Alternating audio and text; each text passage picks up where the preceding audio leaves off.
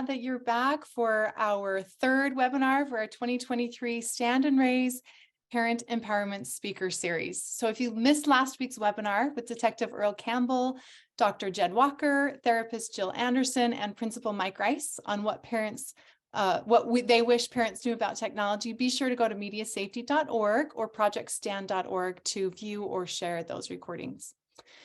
So, of course, this webinar is hosted by Project Stand, where our mission is to prevent exploitation by empowering youth, parents, and school communities to stand and thrive by using technology in healthy ways. My name is Brittany Homer. I'm the co-founder and executive director of Project Stand, mom of 4 kids, and your host.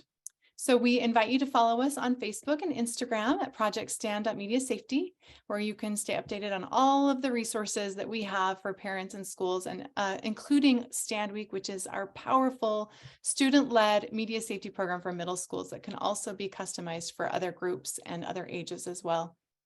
So you can go to our website, again, projectstand.org or mediasafety.org, and subscribe to receive a media safety tip of the week and other updates that can help you as you raise your kids in our digital world.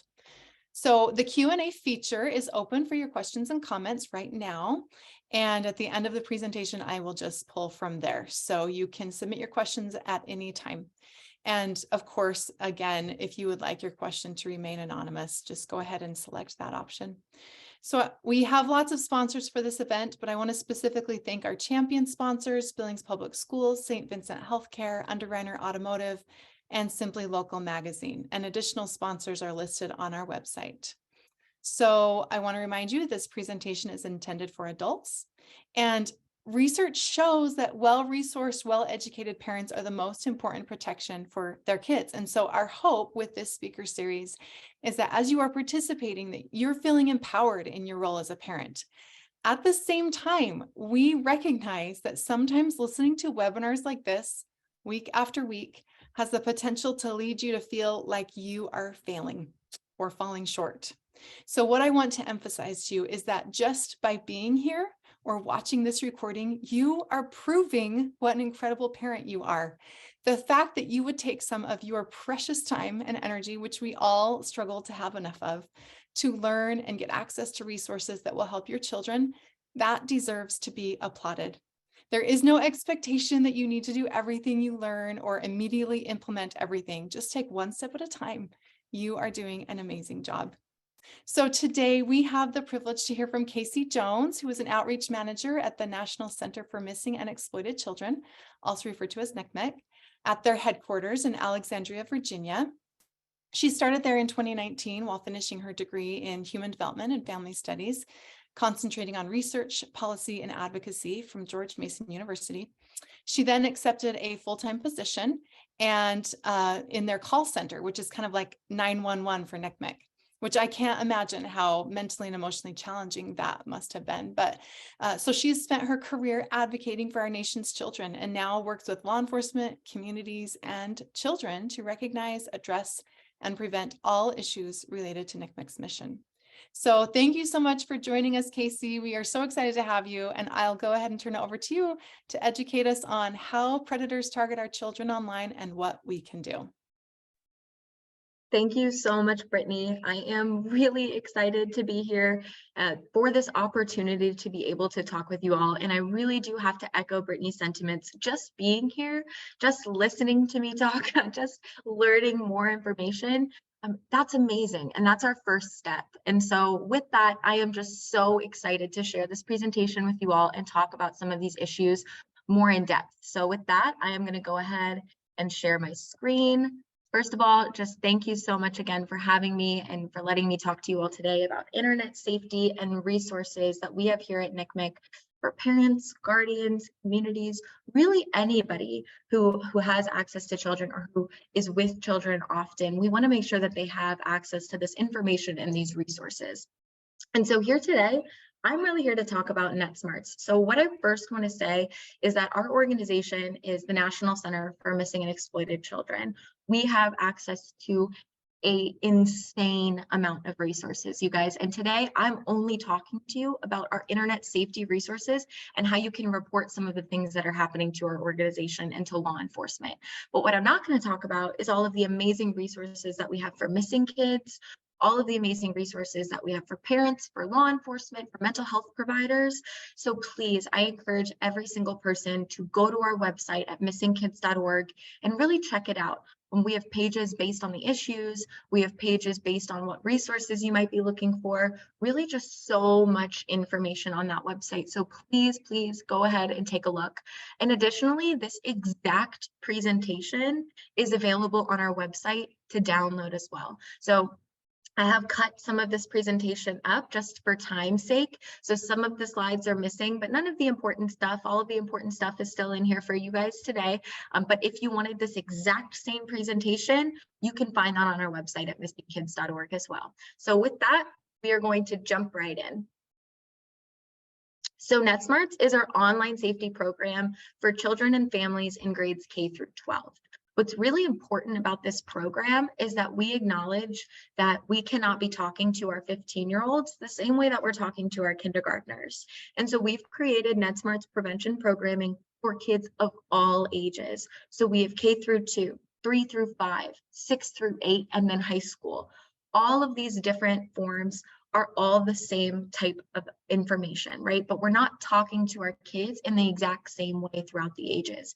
But what we are doing is we're empowering children to report unsafe behaviors or any type of victimization.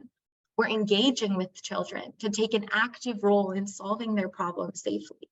And we're encouraging children and adults in two-way conversations about safety and risky behaviors. So those are really our three main goals of NetSmartz throughout every single age group. And our main takeaway from this presentation, I might even say it twice because of how important it is that there is no one app that's going to catch everything. There is not one app that is going to catch every single time somebody reaches out to a child on a platform. There is not one app who is going to be able to tell you before a child runs away, or is going to be able to tell you, everything that's happening in your child's online life. So we have to communicate. I know it sounds cheesy, I really do, but we absolutely have to communicate because technology cannot catch everything. Sometimes I give this example. I have an older brother, and he lives in Alaska, and he has a 15-year-old son. And his 15-year-old son ran away from home. And when I was talking to him about this, I asked him questions and we looked at his cell phone. Do we know where he might have gone? And he said, well, I have an app installed on his cell phone. I know what's going on. And I said, well, Brad, the app doesn't catch when your son is frustrated with you because you got into an argument and so he decided to run away, right? Apps can't catch that. They can catch something, but they can't catch things like that. So it's really important that we're communicating with our kids, right? That we're having those open forms of communication with them constantly and ongoing. And we're talking with them about the risks. So previously, maybe 10 or 15 years ago, the biggest risk to being online was cyberbullying. But now we see that there's online privacy, it's huge risk, inappropriate content, online enticement, sexting, sextortion, and cyberbullying are now all huge risks to being online. And we're going to talk about each one of these individual risks more in depth throughout this presentation. But it's important to note that we are no longer on the internet and we're only focusing on one issue. There are so many other risks being online. And so we need to make sure that we're talking about these risks at every age. We can't only be talking to our teenagers about cyberbullying and sexting. We need to be introducing these ideas to our younger children too, because they're on the internet too, right? Here at NCMEC, we have seen self-produced content of children of all ages on all platforms. So this means that children are being enticed online as young as 5 and 6 years old, right? It's not just our teenagers or our 12, 13, 14-year-olds. It's also our littles. Anywhere that there is access to the internet, there is risk. So we need to be talking about these risks at every age. So with our littles, We're not talking about cyberbullying. We call it netiquette, and that's being a good online digital citizen. And we talk about what that means, you know, how to talk to people online, how to make sure that we're being nice to the people that we meet online and that we're not perpetuating cyberbullying. With our older kids, with our teens and tweens, we're talking about sexting. We're giving them that word. But when we're talking with our littles, we're talking to them about what inappropriate content is, what that means, what that looks like. For our littles, anything that makes you feel sad, scared, mad, confused, right? Giving them the emotions to be able to describe what they have seen and how it made them feel, and talking to them about what inappropriate content is and being very specific, because they're curious, they want to know, right? And if they're not talking to us about these things, they're talking to somebody else, right? They're asking someone online, or they're asking an aunt or a friend. So it's important that when they do feel comfortable to come to us, to talk to us about these things, that we're able to help them, we're able to give them those words and the information and the knowledge that they need. With our younger kids, we're talking about what pop-ups are, right? Don't click on the "you want a free iPhone" pop-up, right? But with our teens and tweens, we're talking about posting personal or inappropriate information, right? We're talking about not posting your first, middle, and last name on your Instagram handle, right? And with our younger children, we're talking about not trusting everyone you meet online. Not everyone you meet online is who they say they are, right? Introducing that idea. But with our teens and our tweens, we're talking about meeting offline.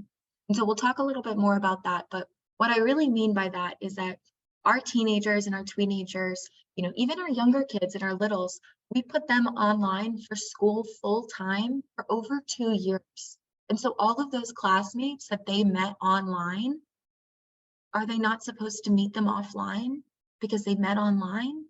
Right? It's important to start thinking about these things, right? Start to make sure that we're not discrediting our children's connections online. Kids make very real connections with people online. And just recently, throughout COVID, that was the only way that they had to communicate.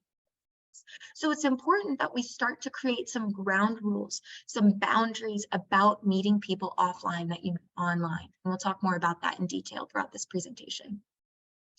So we've created Into the Cloud. So, you know, I said that we've created programs for kids ages K through 12. I'm not going to talk to my older kids like I am going to talk to my little kids. So Into the Cloud is an amazing program that we've created here at the National Center to help talk to our little kids about these issues, right? We want to talk to them about cyberbullying. We want to talk to them about sextortion, but we don't necessarily want to give them those words yet. But we want to let them know how they can get resources, how they can ask for help. So we've created Into the Cloud. So I'm pretty sure the next slide is a video. I'm going to play that video really briefly. Can everybody hear that? I couldn't hear it, no. You couldn't hear it? Okay.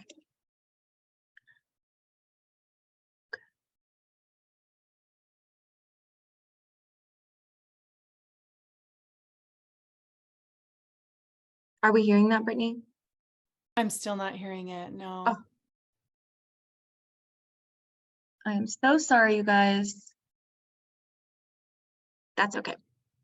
We'll just keep going. And I was going to say another option is we can definitely, you know, put these on the website with the recording so that people can see these after the fact too, if we can't get them to work. Yeah, absolutely. So sorry about that, y'all. But again, we're in the technology world, so sometimes you got to pivot. But what's going on in that video, it's available on our website at missingkids.org. What's going on in that video is 3 minutes and 50 seconds long. And the main character is Zion. He's a kiddo, and he's live streaming with his friends. Live streaming is huge right now. So Zion's live streaming with his friends, and another user dares him to moon the camera. So he does. And that user screenshots him mooning the camera and sends it to him and says, "I'm going to send this to all of your friends and family unless you send me 10,000 points from this game." Now, this entire video is about Zion coming to the realization that this is happening, identifying who he can trust to reach out to. So identifying who his trusted adult is, which in that particular clip was his neighbor, not his dad. He reached out to his neighbor, Harold, who was also a teacher at his school. He told Harold what was going on. Harold said that we needed to report it, but that we needed to talk to dad first, let dad know what's going on. And then the other NetSmartz kids come in and tell him that he's not alone and that they're going to help him report it. Now, in 3 minutes and 50 seconds, what that video does for our kids is it teaches them what sextortion is without giving them that language, but we're still telling them what's going on, right? We're still giving the exact same scenario. We're just not calling it sextortion. It's teaching them how to identify who a trusted adult is in their life if it's not mom or dad. It's also teaching them that that trusted adult is going to need to loop in mom and dad, and it might be scary, but we're right here with you. It's teaching them that this isn't their fault, that this is the person who is doing this' fault. And then it's teaching them how to report it. So in 3 minutes and 50 seconds, we've hit about 5 or 6 lesson plan points, right? So we're able to teach these kids this information in a way that's digestible to them, in a way that resonates with them. And the most awesome thing about Into the Cloud is that all of the animations are created by our in-house animators here at NCMEC. The voices of the characters are NCMEC employee voices. The stories that are happening are real cases that we've seen here at our cyber tip line. So these cases, they do resonate, right? These stories, they do resonate because it's real things that have actually happened. And so why are we having to start these conversations when kids are young? First of all, we want to make sure that we're developing that trust between us and our kiddos. We want to build that strong relationship foundation, because if we're talking about it with them early and often, they're not going to be so surprised when we talk about it with them every single year after that, right? It's going to become more comfortable as we start talking about it earlier, because we're already introducing these things to them. They already know what a vagina is, right? So we don't have to continue to reintroduce that concept, but we can reinforce it. We can continue to educate them as they get older with more information as it becomes appropriate. And we're helping them to develop those critical thinking and problem solving skills. So one of my coworkers, she always says that her little kiddo, 7 years old, was online during the pandemic and noticed that some kids were cyberbullying another child. And she said, "Mama, can you come look at this? This is making me feel sad." And so when my coworker went over to look at the screen, she said, "Okay, honey, well, we've taken NetSmartz training. What do you think we should do? Do you think we should go to your teacher first, or do you think we should go to the counselor first? But we've got to do something. What do you think we should do first?" Both are great options. Both help to make a report for the situation, but we're also allowing that child to critically think and problem solve in that moment. So this is great to develop our kiddos' resiliency. And having these conversations, they don't only just relate to online, they relate to in-person too, a lot more than we think. And so we're going to dive right into inappropriate content. So what is inappropriate content? It is not just pornography. It is also inappropriate or illegal behavior. It is also offensive language, threats of violence, underage drinking or drug use, and hate speech. All of those different things can fall under inappropriate content, and all of which can absolutely be reported. So if a child does come to you with something, with a disclosure, how are we asking you to be a trusted adult, right? And so there's a couple of different points that I want to point out here about being a trusted adult. Listening without judgment or shame, that's a big one. Making sure that when they do come to us, when that child does finally disclose to us or reach out to us, that we're taking a beat and we're giving ourselves a second to remain calm when that child reaches out, so that we can listen without judgment or shame. Now, on that same exact coin, I want to be very clear that a lot of the times, if a child's making a disclosure, this is the worst case scenario, right? This is our biggest fear. And so it is absolutely okay to be a human being. It's okay if you have the wrong reaction, or you might have an intense reaction at first because you heard something entirely distressing. That's okay. But next, we want to make sure that we're apologizing.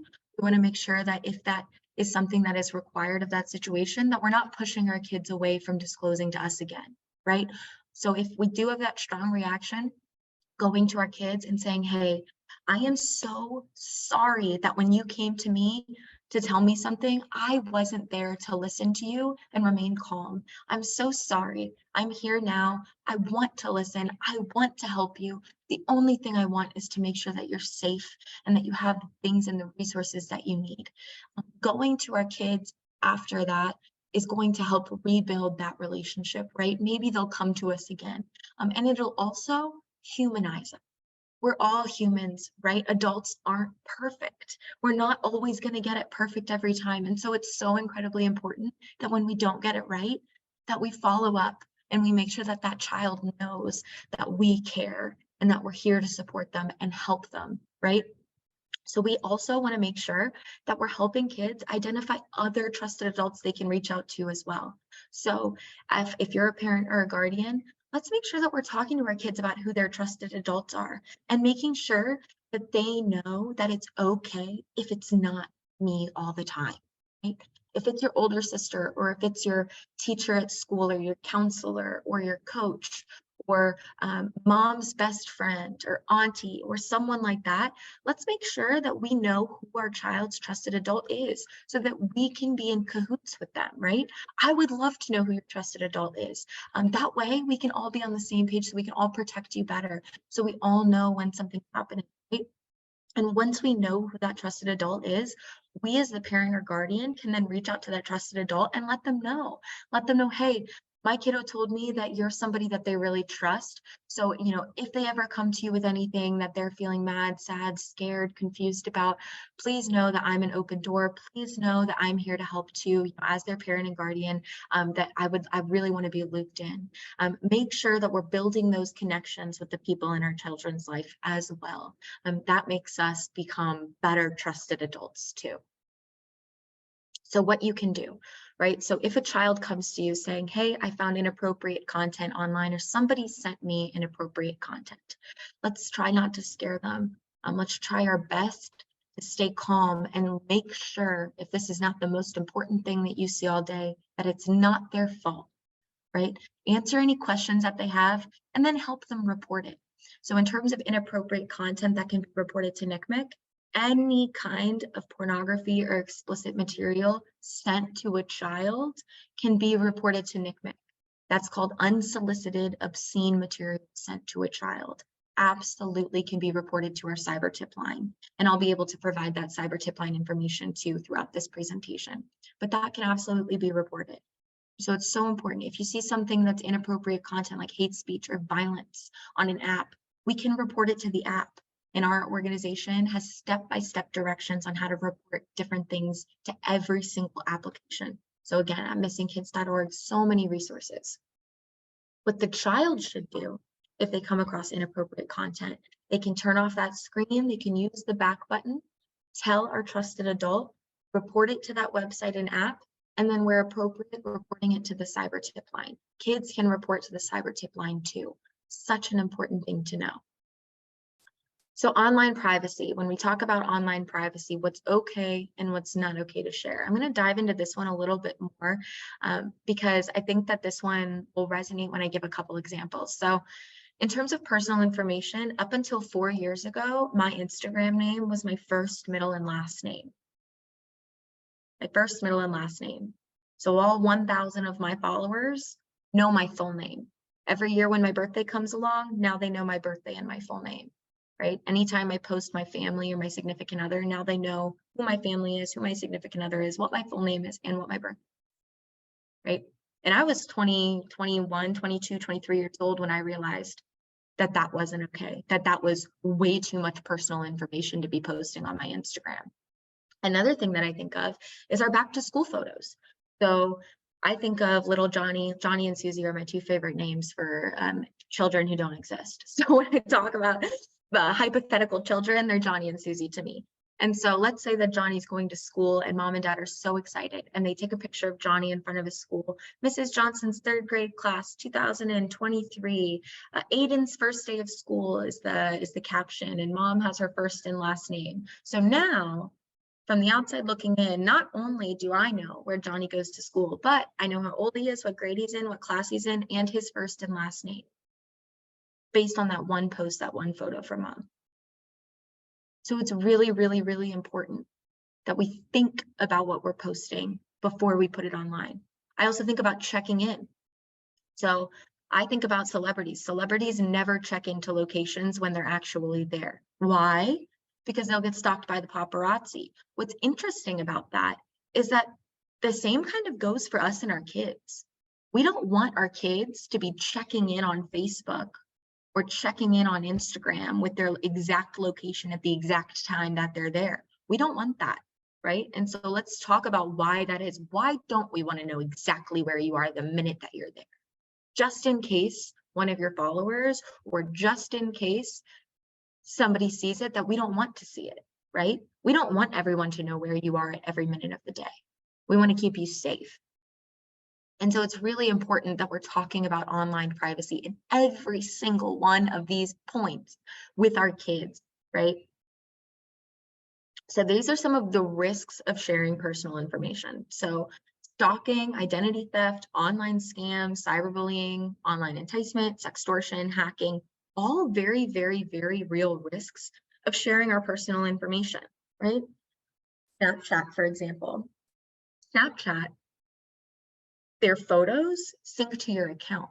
So I had a child call into our call center at one point whose Snapchat account got hacked, and a perpetrator hacked into her Snapchat account and was pulling her personal photos off of her phone, off of her Snapchat account, right? Hacking is a very real risk, right? So sharing that personal information, sharing our username or our password, we need to make sure that we're being better protected, that we're protecting our kids better by letting them know what can happen if this information gets out, right? If your username and password are shared, somebody could potentially access your Snapchat and get all of your images, all of your photos, right?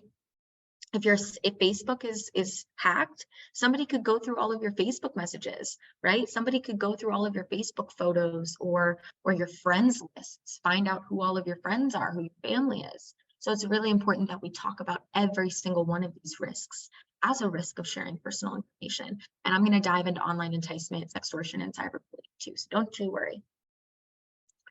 What you can do is establish rules about what they can share. So again, let's not check in when you go somewhere. If you're going to go to a football game at a high school and you really, really, really want to post that you were there, do it the next day, right? Do it the next day, and you can tag the high school the next day, but not while you're there, please. Learn about reporting options. So learn about each app, learn about Instagram, TikTok, Facebook. How can I report something to these platforms, right? If it happens, help them set those privacy settings. So a lot of times I talk about, ask your kiddo to help you set up an Instagram. Talk about why your username should be a certain thing and why it shouldn't be your first, middle, and last name, right? Ask them how to set a privacy setting. How do I make this account private, right? Yours is private, right? How do I make that? How do I get that to happen, right? Involve them in this by helping them set these privacy settings, helping them create these strong passwords. Talking about our friends lists is a really important one. So a lot of our kids are just friending anybody who friends them, right? Because connections, building connections, building connections.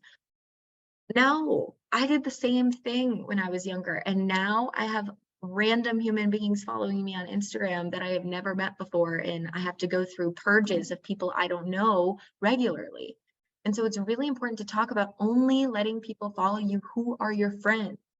That's so important to keeping our kids safe, having them have a private account where only their friends follow them, and you know who their friends are, right? If somebody friends them and they don't know who it is, let's encourage them to ask us about it, right? If somebody friends you and it's not entirely obvious who they are, just come to me so we can check it out together. We can investigate, we can do some background research together and see if this person is a real person or if it's just somebody random trying to friend you. Creating a safety plan. A safety plan will make every single person on this call feel so much entirely better, right? Just like we would create a safety plan for if we get separated at an amusement park, we should be creating a safety plan for if somebody reaches out to you online, if somebody sends you inappropriate content online, if somebody asks you for a nude image of yourself online, here's what we're going to do.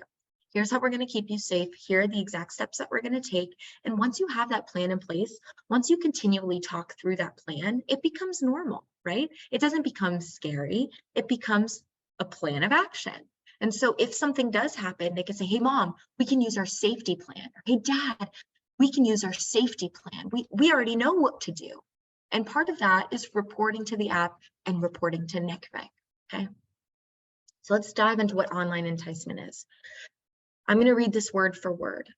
Online enticement involves an individual communicating with someone believed to be a child via the internet with the intent to commit a sexual offense or abduction. This also includes sextortion, which I'll talk about in a minute. The most important part to note about online enticement is the intent behind it. This adult is intentionally reaching out to somebody they believe to be a child with the explicit intent of committing a sexual offense or abducting them. That's really, really, really important. What's more important is to know how to look for it, right? So how are offenders grooming our children? How are they enticing our children online? Well, quite frankly, exploiting their natural curiosity. Kids are curious, aren't we all? And I know for a fact that when I was 12 years old, mostly because my parents never had these conversations with me, I, under no circumstances, wanted to ask my mom about boobs. Okay? So moving into adulthood, moving into my tweens and my teens years, the next place that I'm probably going to ask about boobs is going to be my friends or my older sister or my online community, right? So let's say that that child is naturally curious about a very natural part of their body, and they ask their online community a question. Have y'all ever heard of boobs before? First time for me. What if an offender's in that chat and they've been waiting for the perfect opportunity for somebody to ask a question like that so that they can send an image of pornography, right? Gradually introducing explicit images, right? That's an example of that. A child asks a very natural, curious question, and offender sends them pornography. Well, you asked for it. Now we're using adult status to control that child's behavior. Well, you're the one who asked the question. I was just answering the question. So you're the one who's going to get in trouble, right? When I think about this in-person grooming, I think about, I've done a lot of sessions. I've attended a lot of research sessions about grooming in person versus grooming online, and they look a little bit different. So grooming in person, we're usually not just grooming that child, right? Usually the family is being groomed. When we talk about exploitation, when we talk about child sexual abuse, whether that be online or in person, over 50%, almost 65% of the time, that child is being sexually exploited by somebody that they know and trust. Somebody that has direct access to that child. So when we're thinking offenders grooming children, I don't want everyone on this call to be only thinking of the strangers on the internet. I want everyone to be thinking of the people we invite to Thanksgiving. So we need to think about these things. I've attended a session about grooming in person, where an offender who might be grooming a child in person, let's say this is a hypothetical situation, but it's important to think about it. An offender grooming a child in person, usually it's somebody close to the child, right? So in this situation, let's think of maybe a coach. So parent can't pick up that child after school on time, after that practice on time. The coach is like, oh, absolutely no problem. They can stay in my office for an hour until you can come pick them up, right? The child's in the office, the coach may do something, who knows, something happens, an exploitive incident happens. Well, now that coach has probably created some kind of relationship with that parent, right? Because that child's been playing that sport, and that parent reached out to that coach and asked them to please watch my child for just an hour. And that coach said, absolutely no problem. Well, if that child is being offended against, that groomer, that person who's grooming them, is going to use their adult status to control their behavior, right? Well, you're the one who was in my office. I'm an adult. I really don't know why you think your parents would believe you over me. I don't know why you think anyone would believe you over me. I've been coaching here for 15 years and nobody has ever made a complaint against me. So it's really your word versus mine, right? Using that adult status to control the child's behavior. Well, your mom said that I could stay here, and honestly, I don't think she would believe you over me, right? Drawing a wedge in between that child and the family. But not only is that groomer grooming that child, but they're also grooming that family. So it's really important to know that. When I think about online grooming, I think about a case I got here at the center where a mom called and she said, look, I found a bunch of random cell phones in my daughter's room. These are not her cell phones. I don't know how she keeps getting them. And I started asking some further questions. Well, come to find out, this child had been coordinating or communicating with somebody online, and he had been sending her cell phones to her house. Well, when her mom started to catch on and started to take those cell phones away from her, cell phones just kept appearing. And mom is like, I know the Amazon person by name. I know that they're not sending these packages here. I don't know where she's getting them. Come to find out that this groomer was also grooming her best friend. So he was sending the cell phones to her best friend's house, and then her best friend was taking them to school, right? And then that's how she was getting the additional cell phones. So it's usually not just one child that this person is grooming. They're grooming their friends too. They're grooming their family too. And if they're only grooming that child, then they're essentially grooming them into submission, right? Using their status to control their behavior. Nobody will believe you. Nobody will believe that I'm in the wrong. I'm an adult, right? Offering gifts like cell phones and gift cards. So someone trying to groom a child might flatter them. So I also want to make sure that we're being super clear that not just a child being flattered means that that child's being groomed, right? But it's a accumulation of these, right? So someone trying to groom a child might flatter them, send them gifts like cell phones, discussing inappropriate adult subjects such as dating or sex. Any adult that talks about anything sexually related with a child is not okay. Literally, any kind of sexual conversation is not okay with our children, right? Unless you are that child's trusted adult, and that is a conversation about sexual development, which is different than an adult intentionally discussing sex with a child. Asking them to keep secrets, right? Turning them against their family and friends. So when I think of our other situation, I think of that child who was getting those cell phones.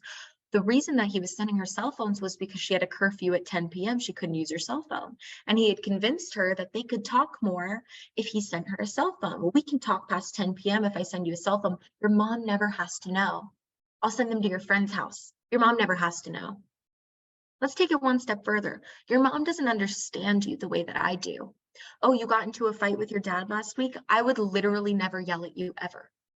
Right? Turning them against their family and friends, sharing or asking for revealing images, blackmailing them, making them feel guilty or ashamed. So I think of that one. I think of, well, you're the one who asked me the question about boobs. I was just answering your question. You're the one who asked for it. It's your fault, right? And then asking to meet face to face. So anybody who's online talking to your children or talking to your child in a sexual way and then ask them to meet face to face, no, right? Something's wrong. Big red flags. Anybody who's blackmailing your child, huge red flags. I mean, literally gigantic. But we want to make sure that if we see someone flattering our child, that we're not automatically assuming that they're being groomed, but we're digging a little bit deeper. What kind of flattery is it, right? Is it you're really smart, I admire how good you are at the game? Or is it you're really pretty, can you send me a picture of your body? Right? So we want to make sure that we're being very intentional when we talk about these different grooming techniques, right? And not just one thing means that that child's being groomed. We want to look at the entire picture. We want to know what's going on all around, right? So what you can do, talk to your child about healthy relationships, right? Talk to your child about relationships online versus offline. Talk about, everyone you meet online isn't who they say they are. Start with our littles, right? But we're talking about at every age. We're talking about everybody that you meet isn't who they say they are online. We're continuing that conversation well into our teenage years. Setting a policy about meeting offline for older teens. So like I said earlier, our kids met a lot of their friends online through school. And so would we tell them that they can't meet their friends offline after being forced to only talk virtually for 2 years? No. Just like we would set a policy for Johnny and Susie to have a play date after school, we need to set a policy for Johnny and Susie to be able to meet outside of school. So how about we meet up together at a park? How about Johnny and his mom meet us at the park and I'll come with you? I can meet Johnny's mom. I can meet Johnny. I'll feel so much better knowing who they are and knowing who their parent is. And that way, when you guys want to hang out later down the road, that would be okay. Let's make sure that we're setting these policies, that we're not just saying, no, you can't hang out with them because you met them online, because there are a lot of really meaningful connections for our children being made online. And we would be remiss if we didn't acknowledge that. Knowing who your child's online friends are. So just like we wouldn't let Susie go play in the backyard with Johnny for 5 hours without knowing who Johnny is, we shouldn't be letting our kids play for 5 hours on Call of Duty with a bunch of random strangers without knowing who they are. Let's ask some more questions. Hey, who are you chatting with? You guys have been talking for like 5 hours playing this game. Like, can I know their name? Can I talk to them virtually too? That would be fun. Can you teach me how to play this game? I would just love to know a little bit more about it so I can see how you're making these friends. We should know who our kids are communicating with online, just like we know who they're communicating with on the playground, right? Teaching your child the warning signs. It is not enough to say stranger danger, don't talk to strangers on the internet. That's not doing anything really anymore. We need to be giving them the tools that they need, right? We need to be talking about grooming, what it looks like. Let's be candid with our kids. If somebody is talking to you about sex or sexual things, that's really weird and gross. Make sure you let your trusted adult know, right? If somebody's trying to pressure you to go into a Discord chat to leave Roblox, don't do it. Come to mom first, come to dad first, come to your trusted adult first. Let your older sister know before you do something like that, right? Teach them the warning signs, because if they know what to look out for, they will be able to better protect themselves too. Calling the police. So if someone is enticing your child online, you can report that to the police. So you can always report it to your local sheriff's office or your Internet Crimes Against Children Task Force in your state. And then you can also always report that to the cyber tip line. So once a report comes to our cyber tip line, we analyze that report for additional information, and then we send that report to law enforcement for a formal investigation. So those reports, those cyber tip line reports, go to the ICAC or the Internet Crimes Against Children Task Force in the area that we believe that it's coming out of. So if we believe, if somebody makes a report of online enticement and we run our analysis and we believe that that offender lives in Charlotte, North Carolina, we're going to send Charlotte, North Carolina's ICAC that offender's case. So that way they'll be able to action on that case in that area, right? So it's really important that we're reporting to the cyber tip line. And kids are capable. So like I said, once we give our kids the tools that they need to make a report, they will. So for this kiddo, an offender reached out to them, just a cold reach out. And they said, want to trade? And the child said, trade. And the offender said, like nudes, I'll go first. Child said, no, haha. The offender sent the photo anyways, which is an unsolicited, obscene material sent to a child. And then that child responded by saying, bye, you're gross, keep some clothes on, LOL. That child immediately stopped communicating and made a report to the Instagram social networking site, which in turn made a report to the cyber tip line.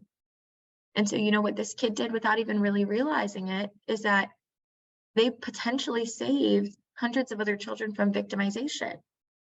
Usually, offenders aren't targeting just one child. What are the chances that this offender had this exact conversation with only this child, right? Probably pretty slim to none. So without even realizing it, by just simply making a report to Instagram, this child potentially saved hundreds of thousands of other children from this exact type of victimization. So it's so important to let our kids know how to make these reports and what is considered reportable, right? A lot of the times when I talk to my parents and our kids, I say anything that gives you the general ick. The hairs are standing up on the back of your neck. You have goosebumps. You're Googling, where can I report exploitation? It's because something's wrong, right? Anything that touches the realm of child sexual exploitation, we want to know about at NCMEC. So I want any instance of child sexual abuse materials reported to our cyber tip line. I want any person sending a child an image or trying to entice a child online, I want that report sent to our cyber tip line. I want any instance of child sex trafficking suspected, any in-person child sexual molestation can be reported to our cyber tip line, right? Any misleading domain name. So I think of Disney.com. Let's say an offender makes a website called dizney.com and it's just a site full of pornography and a child goes to that website unintentionally, right? That offender had intent creating that website. So that can be reported to us and we can try and get that domain name either changed or taken down because it's too easy for kids to get to it. So all of these different things can be reported to our cyber tip line. You can also report to 1-800-THE-LOST or 1-800-843-5678 if you would rather do it over the phone than through our cyber tip line reporting form. So again, any kind of suspected sexual exploitation of any kind, you guys. I want to know about all of it. Somebody who's, even if this child hasn't been responsive and this offender has just been sending this child imagery or just sending this child really creepy messages asking to meet up, I want to know about that. So make sure that you take this information down, you visit our website, really check out our cyber tip line reporting forum. So let's talk really briefly about sexting. So sexting is exactly what it sounds like. It's when a child under the age of 18 takes an image of themselves and sends it somewhere, or maybe even just keeps it, right? Sometimes our kiddos keep their images for themselves and then their phone gets hacked and then their images are out there. So sometimes it's not even that children are sending them. The most important takeaway from this slide that I want everyone to know is that 19% of teens have sexted, 34% of teens say that they have received a sext, but there's that other 80% and 75% respectively that aren't sexted, that aren't receiving sexual images. So it's so important to note that yes, while sexting is happening, it is not all of our kids. It's not all of them. And a big reason for that is these conversations, right? Is talking about the risks, is talking about what can happen, what are the potential consequences of sending an explicit image of yourself. But for research purposes, we want to know, why are they even doing it? And it's important for us to know why they're doing it to be able to better inform our communities. So mostly the why is to be funny, to impress a crush, peer pressure, experimenting with relationships, sexual behavior, and boundaries, right? Because they're kids, because they're curious, right? That's some of the whys. We've created a video because my video system isn't working. I really encourage everyone to go check this video out. It's called Your Photo Fate. But it talks about what some of the potential consequences are, what some of the potential choices are when an image is requested of you or is sent out. And so what's important to note is that in terms of consequences, kids really don't care about the police being involved or the school getting involved. That's really not at the top of mind for them when it comes to images spreading. What they're really scared about is the image being reshared, right, to their classmates or to their friends or to their family, and that humiliation associated with that.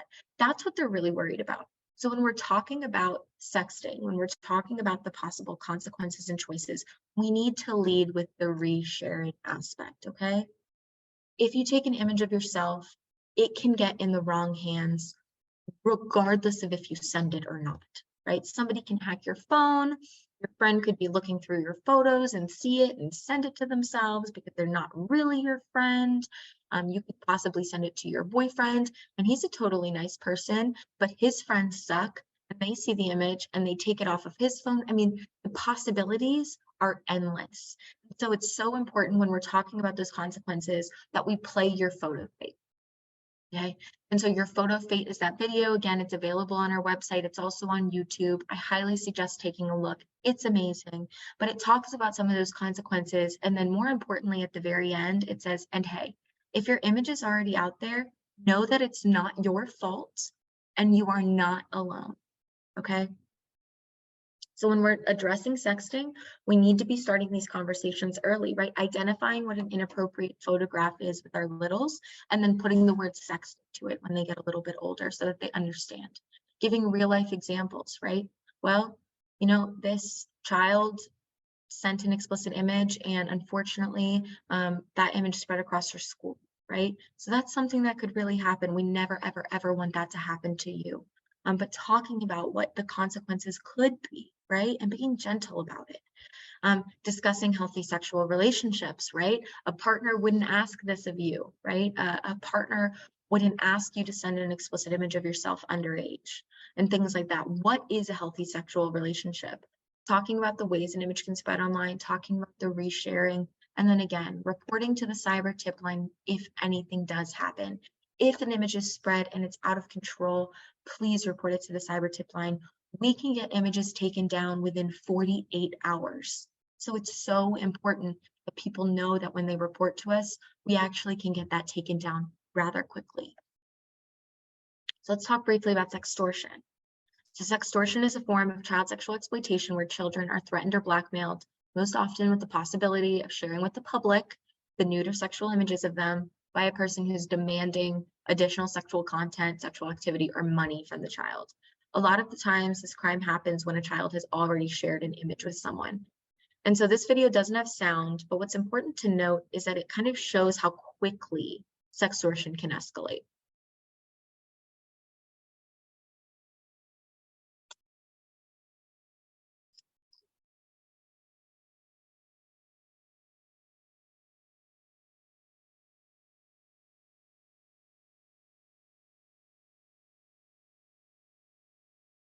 Pretty quick, right? And so within 30 seconds, that person is saying that they have the nude images, that they're going to spread them, and that if that person doesn't send, $200 in iTunes gift cards, that they're going to release those images.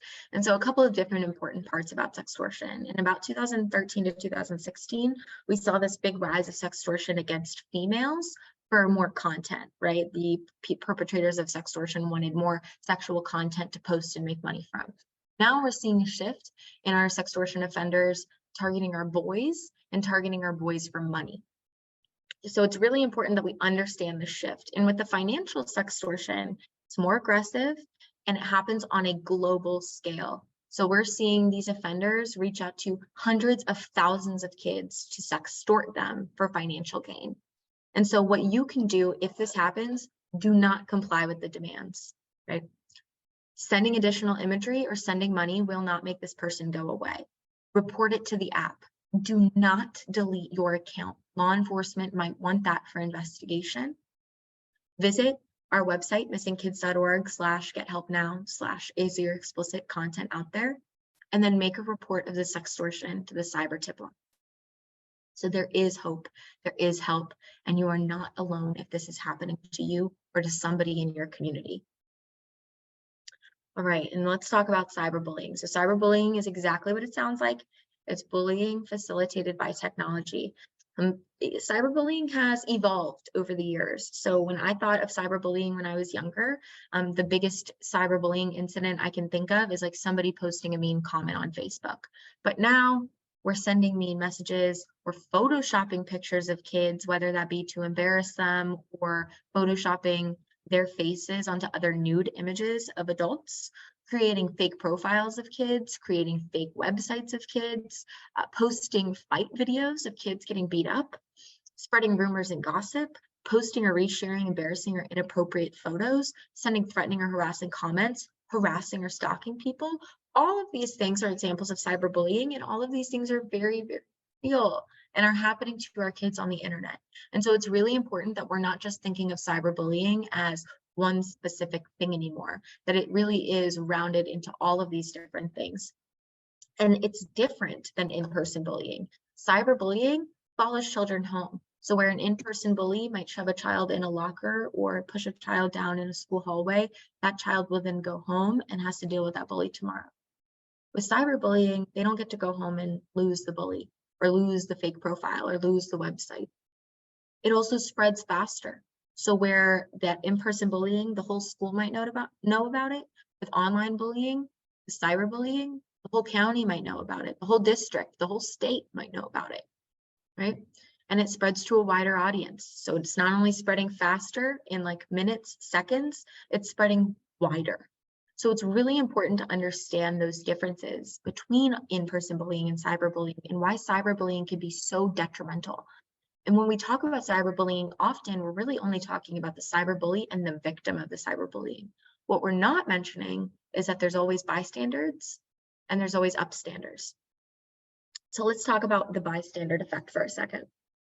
So our bystanders are those individuals who see the cyberbullying happen and don't do anything about it or even join in, right?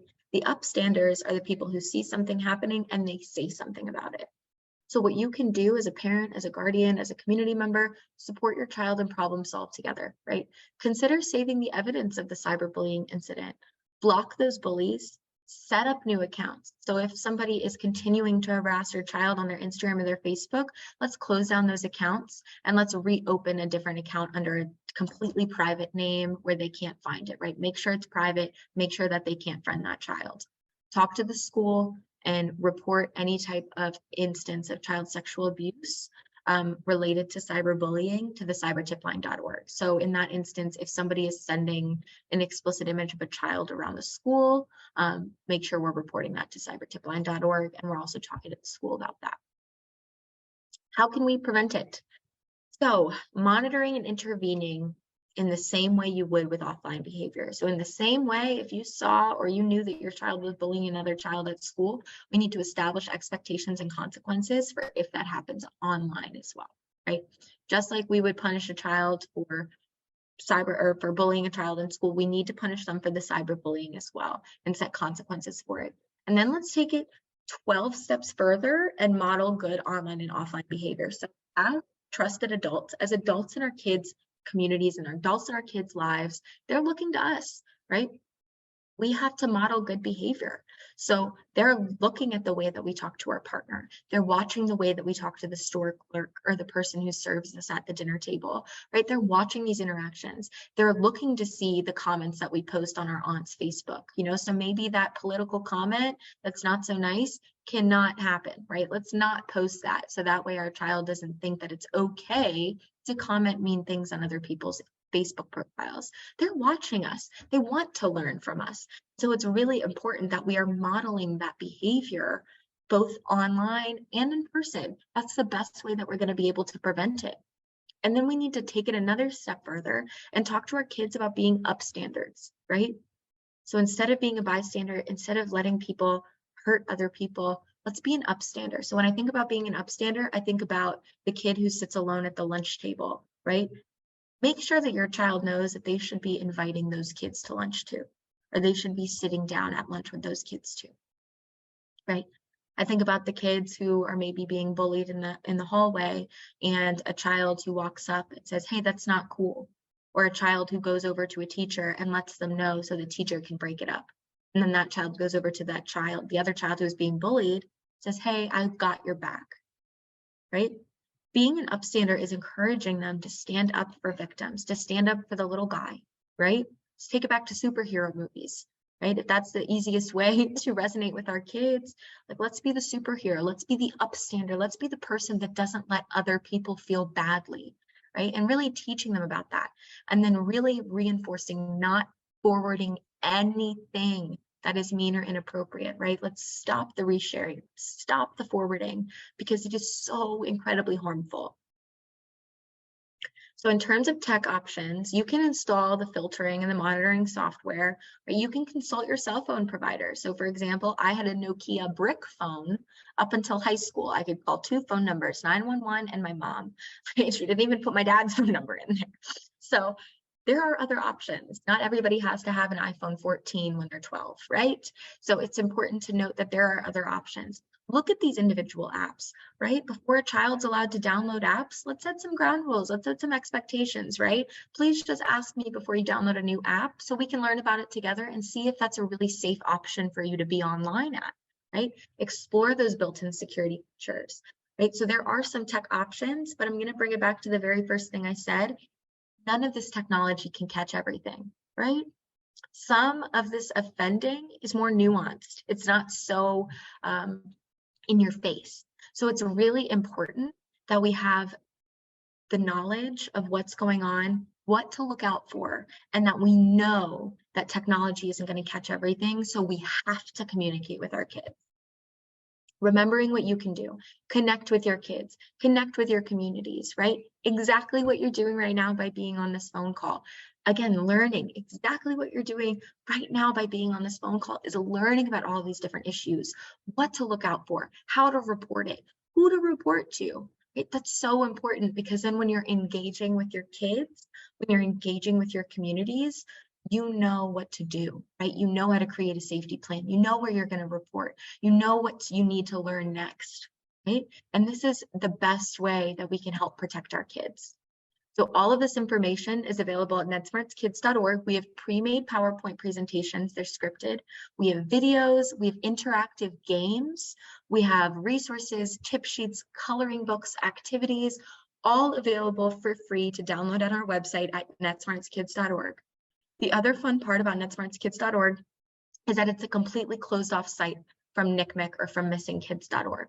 So at missingkids.org, you can still access all of our information about missing kids, all of our information about exploited kids, but at netsmartskids.org, you are only reaching our prevention content. You're only reaching our games, our tip sheets, everything is kid-friendly on netsmartskids.org. I always end with talking about our family advocacy division as well. It would take me hours to go through every single resource at our organization. So I cannot encourage you all enough to take a look at our website and see what else we have to offer. But one really great resource is our family advocacy division, completely free resource. You do not have to have an active case or a cyber tip line report to be eligible to receive these resources. They can provide crisis intervention, peer support, mental health and community support referrals, reunification assistance, long-term emotional support, legal referrals, prevention strategies, really just a plethora of mental health resources available for free at your fingertips should any family or community member need them. And that is all that I have for you all today. Again, everything is available on our website, free to download, free to distribute, so absolutely visit. Thank you so much, Casey. That was such a powerful and very thorough presentation. I know that I definitely feel empowered by it. Since we are short on time, we're not going to answer questions live here, but if you would like Casey to answer your question, we'll be sending out a follow-up survey in an email. And so you're welcome to put your questions in there and we will do our best to get answers to you. So remember that today's recording will be on our website, mediasafety.org or projectstand.org before the end of the week. And we'll make sure that we email you when it's available. And then you can go back, watch it again and share it with others. We're just so grateful for you for being here, Casey. We can't thank you enough. And we invite you all to join us again next week on Tuesday, April 25th, where we will talk about how to connect with your children in an age of disconnection by Ralphie Jacobs from Simply on Purpose. She will talk about just connecting with our kids and proactively filling their emotional needs. She teaches that having lots of positive interactions will not only prevent many frustrating behaviors in the future, it also leads to great trust, which is essential when helping each other through a complex world, which is what Casey talked about today. So invite friends to join us next week, send them to mediasafety.org to sign up and check out the recording by the end of this week. And we will email that information to you again. Thank you so much. See you next week.